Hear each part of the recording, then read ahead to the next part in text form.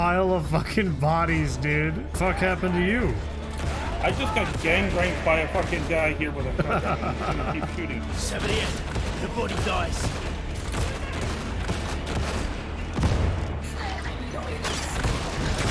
Neutralize the trapper. Punch, learn, retain. Got it.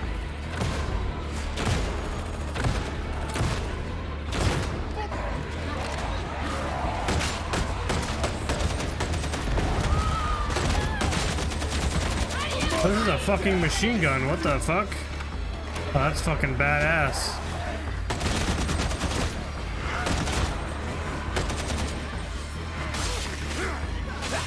Gun is fucking sick.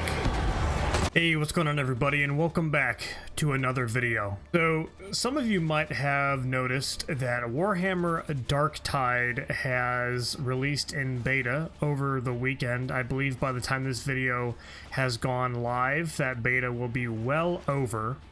Now, those of you that don't know, Warhammer Darktide is a game that I know a lot of people have been looking forward to. I have definitely been looking forward to it. It was one of the games that was on my wish list for an extremely long time that got delayed. I think it was supposed to come out already, I think, like a couple months ago.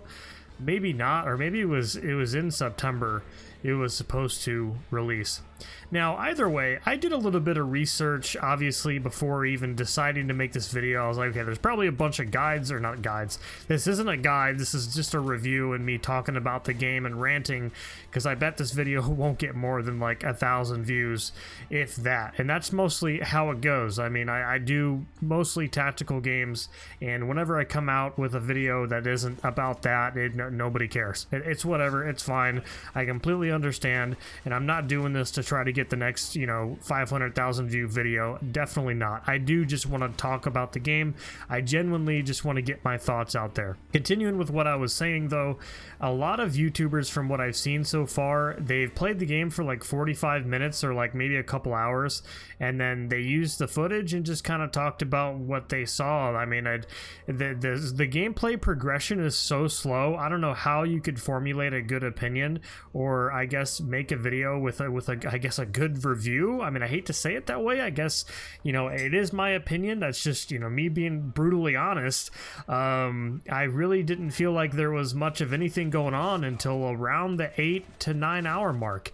And I'm looking at about 9.5 hours right now at level 11 with the beta, and I don't think I'm going to jump back on the game because I think it's going to be ending tomorrow, if not like late tonight. I'm editing this on a Sunday night. So with that being said, I really wanted to dive into this and kind of just give my opinions unfiltered, pretty much. Now, I'm going to be going into this with the mindset and the perspective of somebody who thoroughly enjoyed Vermintide 2. I don't think I played Vermintide 1. Vermintide 2 was introduced to me by a group of friends, and that was a lot of fun. And obviously, the Left 4 Dead games, I do believe it's suitable to compare it to Left 4 Dead titles. It's pretty much the same, concept, same type of thing going on here. I think that's acceptable. So I figured because I did have a decent amount of progression, I got some unlocks and some unique guns, features, whatever, I felt like it was, it's acceptable for me to go into a little bit of detail as to how I feel about Warhammer so far. I want to go over, first of all, the things that I do like, that I do enjoy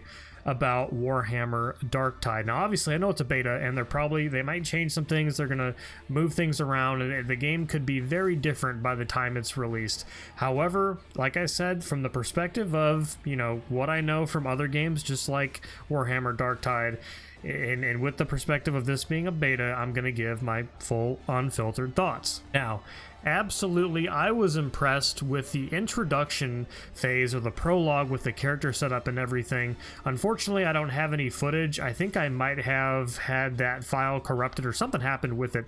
But either way, you do get to pick your own unique type of character. You create your own character from the beginning. You've got all these like story monologues that pop up. You can go through them and you actually listen to what your character has to say about, you know, your backstory. So I obviously went through, you know, trying to be like this badass like military guy. I'm not huge with the Warhammer lore, and unfortunately I don't have any footage to kind of give you guys an example of. But either way, you've got like 5 different options that you can pick from, like your home world and your backstory as like, you know, like what made your guy, you know, be imprisoned, basically. Because what happens is your character gets imprisoned and you're pretty much forced to fight for these people that have imprisoned you, and they send you on these missions to go into these abandoned you know, spaceships or cities on, or maybe it's on a planet, I don't know, but either way they send you in to do all the dirty work, due to the fact that, you know, you were imprisoned for whatever reason, whether it's insubordination or what have you. There's a bunch of different options there to pick. So absolutely, I thought that was impressive, and I'm super glad they did that compared to the whole thing with Vermintide where you could only pick the one character. I love the idea that you can pick between a class and you set up your character and you can have multiple of the same classes, because we all know everybody's picking veteran sharpshooter. They got into this because they wanted to play this game like a shooter. Like, don't get me wrong, I knew that was going to happen. In about 80% of my games I had at least 2 veteran sharpshooters, including myself. Sometimes there'd be 3.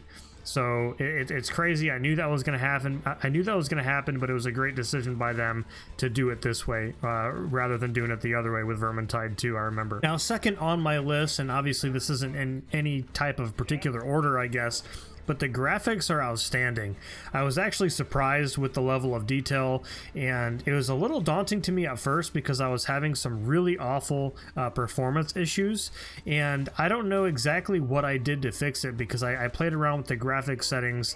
I think this was like 5 or 6 hours in, and one evening I just decided to play around with it. I messed with the super sampling setting under graphics, and I set it to automatic, and then I went through and I kind of turned up some of the settings, and that, for whatever reason, not only made the game look a lot better, but I was getting almost constant 60 FPS. I think when there was a lot of crazy stuff going on, it was dropping to like 47. That's one of the reasons why you're seeing some of the like I guess the very beginning progressions when I was like level 1 or 2. You can notice there's a huge frame difference compared to, like, you know, later on when I'm like level 9 or level 10 or whatever towards the end, right before making this video. So there's a big difference there, and that's why I don't know what it is with super sampling. Maybe it turns down the resolution on some textures, like in the distance or something. I don't know exactly what it did, but I would highly recommend, if you haven't messed with that setting, I guess this would be something to definitely jot down for the future. Super sampling, and turn that shit over to automatic, because that helped my game quite a bit. Obviously, if you mess around with any settings with super sampling, I think there was like an ultra performance, a performance quality or something like that. I think all of those kind of made my game look a little weird, and one of them didn't really help with the performance, so I just set it to automatic and I just called it a day, and it was, you know, it was fine. I didn't notice any big quality hits or anything, so I would definitely check that out. Continuing, obviously the creative and unique level design was something that I was, I guess, expecting from the trailers, but it was a lot better, like actually getting into the gameplay and noticing the level design. They did a really good job, and it matched the aesthetic of Warhammer 40k. Now, I guess this would be more of like a bonus pro here, and I jotted this down because I thought it was cool that you do have a variety of playstyles based on the different types of weapons, because there's shotguns, there's auto rifle type weapons, and then you've got like the single shot las gun, but that's like as far as I got. But I figured it would still be worth putting down, because I know a lot of people would enjoy having that different type of playstyle there, being able to choose what they'd like to do, if they'd like to do things more CQB, or I guess more like long distance single shot stuff. So there is the option to do that, and I think that's cool. Now, as far as character classes go, or I guess classes in general, I didn't really get a good idea as to what the other classes did very much. One of my buddies played as like the big guy, and he said it was kind of annoying only having the option to have the one scatter gun. He had to like reload it every round. Like that was pretty fucking annoying. But either way, I think it's cool they got all these different classes and you can make multiple classes, so like multiple characters. Giving it a lot more depth and replayability is important for a game like this. Now, I guess it's kind of hard like not to touch up on this, but obviously there's a lot of unique enemy types. There's a variety of different enemy types, I guess I should say. You've got like mini bosses that'll come out and attack you. Like obviously you got the main bosses that'll happen in a mission, but you also have mini bosses with the chance that they can spawn, which happened to me quite a bit actually. And then obviously you've got the zombie type, you know, enemies that run at you and they're crazy. They're fucking freaking out all over the place. And you've got like the more organized like militia or military type dudes that'll shoot at you, and I thought that was really cool. That reminded me kind of like of First Encounter Assault Recon, like the way they were talking with like the muffled voices and everything. I thought that was pretty badass. Now, this is a big thing that I was so happy they added, especially considering the fact there was quite a few crashes and disconnects for me and my friends, is that you have the ability to reconnect to the match if you get kicked out or disconnected, whatever it is. So that is a huge leisure right there. One thing you'll notice, and obviously those of you that haven't even touched the game yet will probably think this is unique in its own, is the character dialogue during the mission, like the character engagement and everything. I thought it was pretty comical at some points, and it definitely adds to the level of immersion because you get to kind of pick your character's personality and voice and stuff like that. So those are really badass as well. These are your old stomping grounds, aren't they, Explicator? You don't stay alive long in the cartel and keep clean hands. Everyone's guilty of something! Now, kind of moving away from what I like about the game and what keeps bringing me back to the game so far, just playing the beta over the weekend, putting that all aside and talking about what I don't enjoy and what is lacking with Warhammer. And I know this is probably going to rile some people up, but like I said, I want this to be unfiltered and I'm just gonna lay it all out there. In Darktide, I feel like I am extremely punished for prioritizing firearms over melee. The game pretty much forces you to use your melee weapon consistently or constantly, and it really makes me feel like I'd just be better off playing Vermintide. I spam mouse 1 so often because if I do decide to use my what it's called a secondary weapon, I wonder why. It's a secondary, not a primary, right? So my ranged weapon, I'll refer to it as that, is I could try to use it as often as possible, and I do because I want to play it like a shooter, not a hack and slash. However, the game does penalize you extremely. Your movement gets penalized when you get hit, so there's very limited movement speed. You try to go to reload, it can cancel your reload, I believe.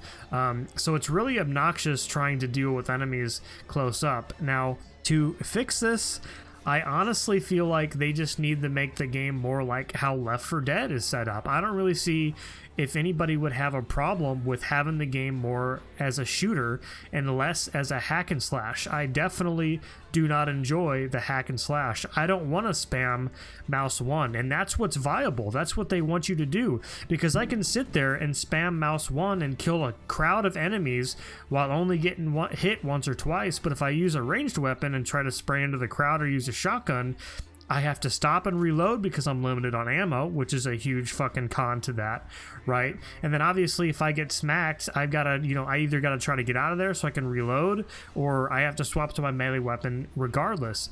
In Left 4 Dead, you just hit your right mouse button and you'd swipe them away and it would push them back and you can continue firing. I feel like it was a huge missed opportunity just making this game a run-of-the-mill shooter, giving the characters a bunch of different ranged weapons, but don't take away the melees. I think the melees are fucking great, but I don't think it should be something that's used pretty much 75% of the time I'm in the game is pretty much me hitting mouse 1, taking down all my enemies in 2 hits.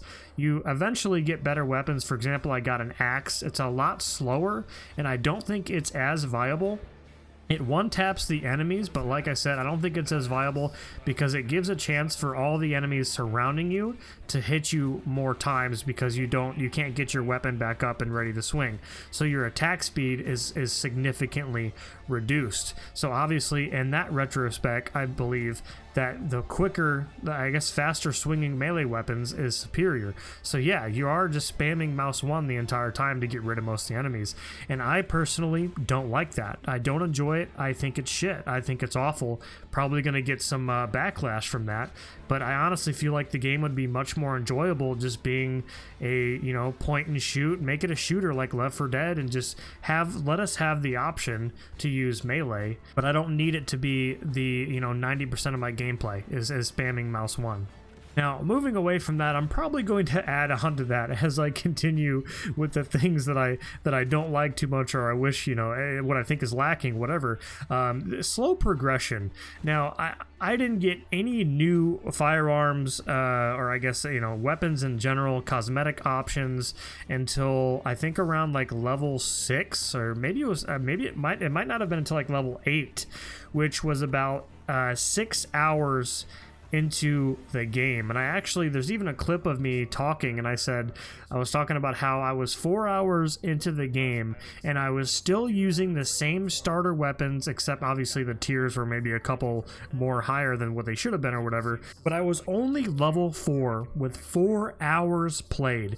That is ridiculous. Extremely slow progression. It cannot be that way. No fucking way. I feel like limiting the types of weapons you can receive and I guess making the progression super slow is significantly going to lower the player base. So many people are going to lose interest extremely quickly. It just gets so boring. You pretty much, for those first 4 hours, you're using pretty much the same exact type of weapons. You're not getting any cosmetic upgrades, nothing like that. I definitely think that needs to be reworked significantly.